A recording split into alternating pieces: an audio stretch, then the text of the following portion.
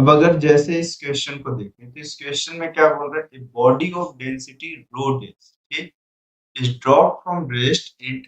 a height h into a level of density rho where rho is greater than of rho dash, मतलब density of lake जो है water की, density of water की जो है वो ग्रेटर देन ऑफ किससे, डेंसिटी ऑफ ऑब्जेक्ट से, मतलब ऑब्जेक्ट उसके सरफेस तक जाएगा या नहीं जाएगा, लेकिन ये कंफर्म है कि बियोंसे ऑफ फोर्स की वैल्यू बॉडी के वेट से कैसी होगी, ज्यादा होगी, ठीक। Neglecting all dissipative forces calculate the maximum depth to which the body sink before returning or float on the surface, मतलब बॉडी में, मतलब ये मतलब वो ऑब्जेक्ट मेरे पास वाटर के अंदर मैक्सिमम कितनी हाइट तक जाएगा ये बताना है, ठीक है। जबकि उसको जब ड्रॉप किया गया है तो वो हाइट हमारे पास क्वेश्चन में जो मेंशन है वो कितनी है, h, ठीक। फॉर एग्जांपल मैं ये कंसीडर कर लेता हूँ कि इसका जो मास है वो कितना है हमारे पास mg, ठीक। जब मैं इसे ड्रॉप किया तो ये मेरे पास इस सरफेस को टच कर रहा होगा, तब की कंडीशन पे जब इसकी फाइनल वेलोसिटी, इनिशियल वेलोसिटी तो हमारे पास कितनी है, 0 है, जो फाइनल वेलोसिटी फाइंड करनी है वो वैल्यूएशन कितनी हो, ठीक। जब ये एयर से ऐसे ड्रॉप हो रहा हो, आप देखो आपको ग्रेविटेशनल एक्सेलरेशन डाउन साइड होगा, तो आप मोशन के थर्ड इक्वेशन का यूज करो, क्योंकि आपके पास डिस्प्लेसमेंट है, acceleration, initial velocity, final velocity पूछा है,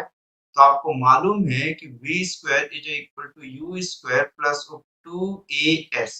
फाइनल वेलोसिटी की वैल्यूएशन में इनिशियल वेलोसिटी 0 प्लस 2, डिस्प्लेसमेंट भी डाउन साइड है और मेरे पास एक्सेलरेशन भी डाउन साइड है, दोनों नेगेटिव नेगेटिव होकर लास्ट में पॉजिटिव हो जाएंगे, तो मुझे v की value directly square root 2g into कितना है, h।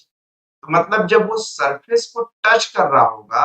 तब की कंडीशन पे जो फाइनल वेलोसिटी आ रही होगी वो स्क्वायर रूट 2gh, ठीक। अब देखो जैसे ये बॉडी इसके अंदर आएगा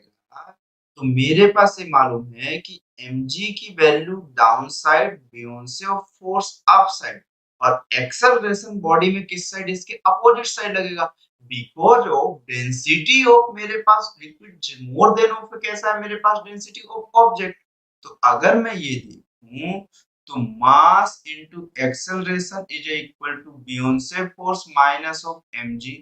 तो मास की जो वैल्यूएशन है उसको अभी ऐसा ही रहने देते हैं, एक्सेलरेशन बियोंसे फोर्स क्या होगा, वॉल्यूम ऑफ ऑब्जेक्ट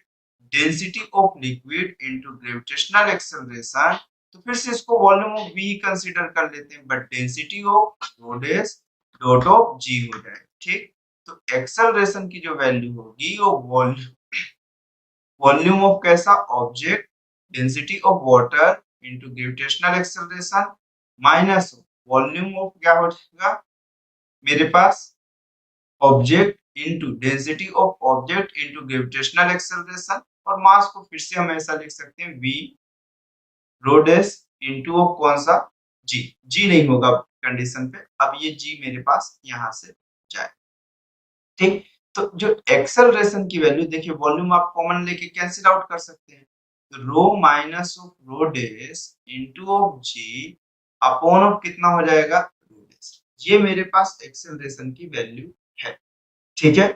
अब ये एक्सेलरेशन यहाँ पे होगा तो मुझे डिस्प्लेसमेंट बताना है कि फाइनली वो कितना डिस्प्लेस होगा वाटर के अंदर, तो ये x में काउंटिंग, और जब मैक्सिमम डिस्प्लेसमेंट को जाएगा तो फाइनल वेलोसिटी कितनी हो जाएगी, 0। तो फिर से इक्वेशन नंबर ऑफ थर्ड की वैल्यू को यूज करते हैं, तो v square is equal to u square plus of 2as, final velocity 0, मेरे पास यहाँ पर एक्सेलरेशन की जो वैल्यू होगी, सॉरी फाइनल वेलोसिटी कहाँ से 0 होगी, फाइनल वेलोसिटी 0, ये 0 हो गया, इनिशियल वेलोसिटी यही हो जाएगी मेरे पास जो कौन सी है, स्क्वायर रूट 2gh, ये वैल्यूएशन ऑफ कितनी हो जाएगी मेरे पास, 2g into of h। Acceleration की डायरेक्शन डिस्प्लेसमेंट के अपोजिट साइड है,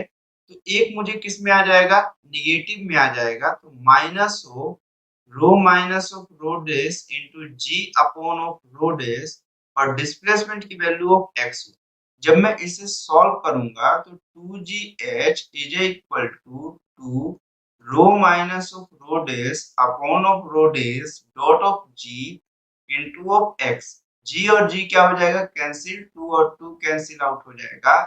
तो x की जो वैल्यू आएगी वो आपके पास h dot of rho dash upon rho minus of rho dash हो जाएगा, जो कि आपके पास एक ही ऑप्शन मैच करता हुआ दिख रहा है। वो भी कौन सा ऑप्शन नंबर ऑफ 37 का, एच रो, और ये ऑप्शन नंबर कौन सा, सी। ठीक है, तो इसका जो ऑप्शन करेक्ट हो वो कौन सा होगा, सी। फिर नेक्स्ट क्वेश्चन पे चलते हैं हम लोग।